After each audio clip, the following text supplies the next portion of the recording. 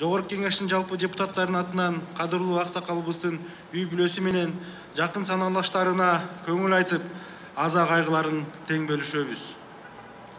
Сапарбек аба агартуучулук кесибин көркөм чыгармачылык менен айкалыштырып, азыркы доордун арымдуу манашчыларынын бири, уламадан сөз баккан төкмө акын, тажрыйбалуу педагог жана устат катары аброй тапты. Журт ичинде чоң кадыр барк күттү. Манас эпосун 9 жашынан тартып айта баштаган Сапарбек аба Саякбай, Молдобасан, Каба, Шапак өңдүү залкар манашчылардан таалим алып, айрыкча Шаа манасчы Шапакты устаты катары саначу экен. Алардын жолун улай өзү да улуттук көркөм мурастарыбыздын көч башында турган. Манас эпосун жайылтууга жана эл аралык деңгээлде таанытууга барандуу салымын кошту.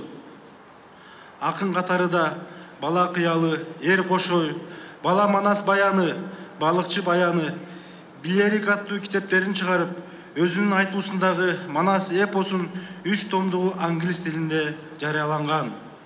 Айрыкча Бала Манас баяны, Семетей, Ак Куула сындуу жаттык тилде жазылган тематикалык китепчелери өспүрүмдөрдүн өсүп өнүгүүсүндөгү пайдалуу табылга катары таанылды.